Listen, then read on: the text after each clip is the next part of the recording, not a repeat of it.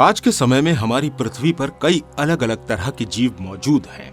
देखा जाए तो हमें पृथ्वी पर जीवन के कई सारे रूप देखने को मिलते हैं। जैसे कि आप जानवरों को ही देख लीजिए कि पृथ्वी के ऊपर कितने सारे जानवरों की प्रजातियां मौजूद हैं, जैसे कि शेर, चीता, भालू, मगरमच्छ, सांप और पक्षी आदि। इसके अलावा भी ऐसी कई सारी प्रजातियां इस दुनिया में मौजूद हैं, जिनके बारे में आज तक हमें पता भी नहीं चल पाया है। हमारी पृथ्वी के ऊपर छोटे बड़े हर आकार के जीव उपस्थित हैं। लेकिन सवाल ये उठता है कि हमारी पृथ्वी के ऊपर ये इतने अलग अलग और इतनी तरह के जीव किस तरह से आए हैं। जैसे कि आप सभी जानते हैं कि इंसान हो या जानवर, सभी का निर्माण सेल्स से मिलकर ही हुआ है और सिर्फ एक सिंगल सेल्स के जरिए ही सभी जीव बने हैं। तो फिर हमारी पृथ्वी पर सभी जीव एक जैसे क्यों नहीं हैं? जानने के लिए वीडियो को लाइक करें और चैनल को सब्सक्राइब भी करें। एक समय ऐसा भी था जब हमारी पृथ्वी भट्टी की तरह तप रही थी और यहां सिर्फ खौलते हुए लावा के सिवा कोई भी चीज मौजूद नहीं थी। लेकिन यह पृथ्वी हमेशा ऐसी नहीं रहने वाली थी। कुछ समय के बाद यह पृथ्वी कई सारे जीवों के लिए आश्रय स्थल बनने वाली थी। लेकिन यह प्रोसेस कोई छोटा मोटा प्रोसेस नहीं था, बल्कि इसे होने में करोड़ों सालों का समय लगा और ये एक बहुत ही कठिन भी था। वो प्रोसेस जो पृथ्वी के ऊपर सबसे पहले होने वाला था, वो था पानी का बनना। एस्ट्रॉइड के जरिए ये पानी हमारी पृथ्वी के ऊपर आया, लेकिन उस समय ये पानी आज के पानी की तरह नहीं था, बल्कि इस पानी के अंदर कई तरह के केमिकल और कार्बनिक सब्सटेंस मौजूद थे। ये पानी हमारी पृथ्वी की सतह पर इकट्ठा हो चुका था। उसके बाद एक समय ऐसा भी आया जब इस पानी के ऊपर आसमान से गिरने वाली बिजली गिरी और इस बिजली की वजह से इस पानी में मौजूद केमिकल एटम्स आपस में रिएक्शन करके जुड़ना शुरू हो गए और एक चेन का निर्माण किया। इस चेन के जरिए जेनेटिक मटेरियल का निर्माण हुआ। उस समय तक पृथ्वी का वातावरण काफी ज्यादा गर्म था और इतने गर्म वातावरण में किसी भी जेनेटिक मटेरियल का पनप पाना इतना आसान नहीं था। लेकिन इस पानी के अंदर ऑयली मटेरियल भी मौजूद था, जिसने इन सेल्स को जिंदा रखा। और ये बात तो आप सभी अच्छी तरह जानते ही होंगे कि सेल्स डिवाइड होते हैं और अपने ही जैसे सेल्स बनाने का काम करते हैं। और आज से करीब 3.5 मिलियन साल पहले इन सेल्स ने अपना पहली बार विभाजन किया और अपने ही जैसे दूसरे सेल्स का निर्माण किया। इसके बाद अपने क्लोन का निर्माण करके पृथ्वी के ऊपर जीवन का आरंभ किया। और ये वही सेल्स थे जिनके जरिए आगे चलकर पृथ्वी पर सभी जीव विकसित होने वाले थे।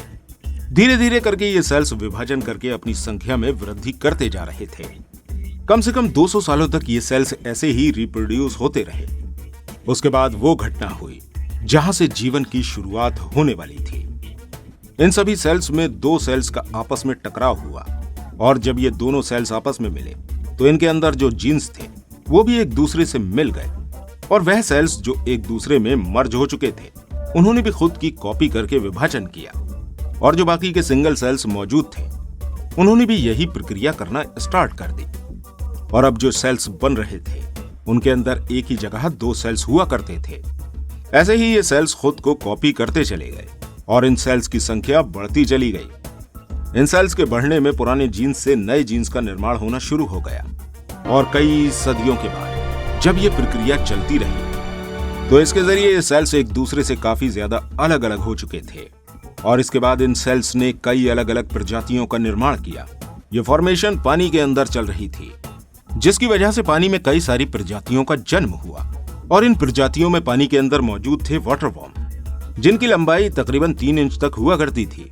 और यही वो जीव थे जिनके जरिए हम बनने वाले थे। ये प्रक्रिया आज से लगभग 550 मिलियन साल पहले हुई थी। इस समय में म्यूटेशन की वजह से मेल और फीमेल जेंडर दोनों अलग अलग हो चुके थे।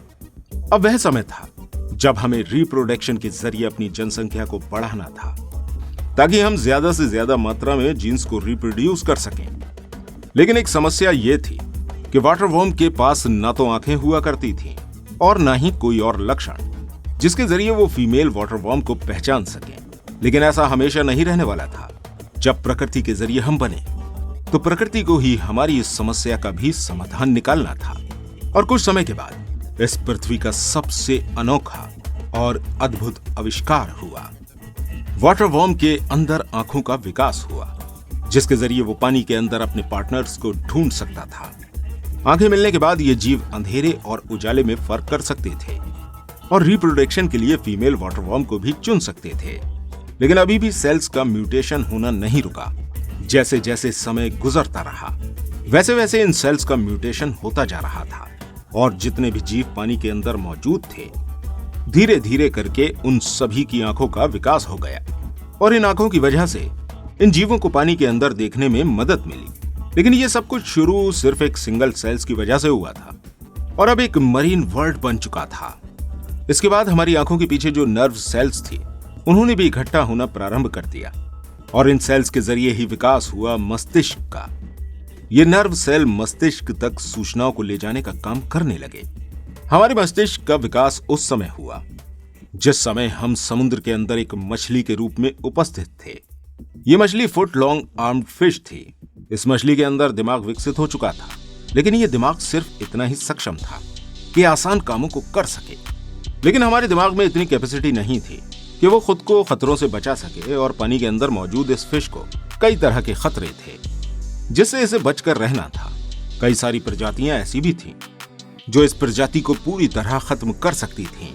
इन प्रजातियों से अपनी रक्षा के लिए इन मछलियों के अंदर एक और विकास हुआ। उनकी त्वचा बहुत ज्यादा कठोर हो गई। यह समय था आज से 442 मिलियन साल पहले का, जब धीरे धीरे इन मछलियों के अंदर दांत और जबड़ों का भी विकास होने लगा।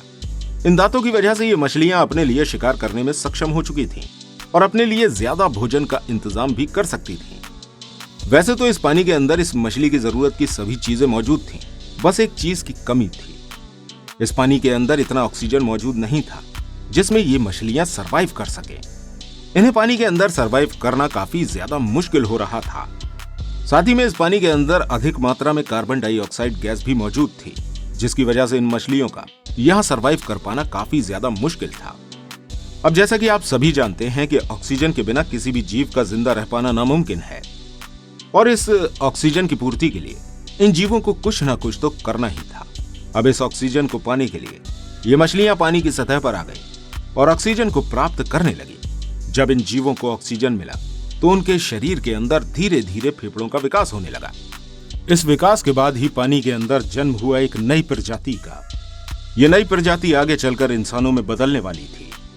ये एक ऐसा जीव था जो हवा और पानी दोनों के अंदर सांस लेने में सक्षम था। उस समय हमारे पास पानी के बाहर सांस लेने के लिए फेफड़े थे और पानी के अंदर सांस लेने के लिए गिल्स मौजूद थे। लेकिन आज के समय में हमारे पास गिल्स नहीं है, लेकिन फिर भी हम पानी के अंदर सांस लेने के हुनर को अच्छी तरह से जानते हैं। इसके बाद ये जीव पानी से निकलकर जमीन पर आए। देखा जाए तो ये जमीन हमारे लिए पूरी तरह से अनजान थी। इनके जमीन पर आने के बाद ही जीवन की शुरुआत होने वाली थी। ये जीव जो समुद्र के बाहर निकले, लेकिन समुद्र से बाहर रह पाना इतना आसान नहीं था, क्योंकि ये जीव पहले पानी के अंदर रहा करते थे और तब इन पर सूरज की किरणें नहीं पहुंच सकती थी। और जब ये जमीन पर आए तो सूरज की किरणें सीधे इन पर पड़ने लगी, जिनको झेल पाना इनके लिए नामुमकिन सा था। लेकिन वो कहते हैं ना कि जो जीव जिस जगह रहता है वहां के वातावरण के अनुकूल परिवर्तित हो जाता है। यह जीव भी इस वातावरण के अनुसार बदलने लगे और सूरज की इन किरणों से बचने के लिए इनकी त्वचा सख्त होना शुरू हो गई।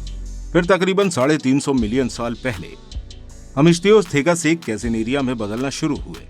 कैसेनेरिया में बदलने के बाद हमारी त्वचा सख्त हुई, साथ ही हमारे पंजों का भी निर्माण हुआ, जिसके जरिए हम जमीन पर चल सकते थे। जमीन पर आने के बाद इन जीवों ने अंडे देना शुरू किए और इन अंडों के जरिए इन जीवों की नई प्रजातियों ने जन्म लेना आरंभ कर दिया। जो बच्चे इन अंडों से निकल रहे थे वो सभी कैसेनेरिया की तरह हुआ करते थे। ये जीव पृथ्वी के एनवायरनमेंट में रहने योग्य बन चुके थे। इसके बाद अभी भी इन जीवों का एवोल्यूशन होना बाकी था और भी कई सारी प्रक्रिया थी जो होने वाली थी और जिसके जरिए हमारा निर्माण होना था। इस बीच और भी विकास होना बाकी था। फिर समय के साथ साथ इन जीवों के एवोल्यूशन के बाद बंदरों का निर्माण हुआ और इन बंदरों से हम मनुष्य बने।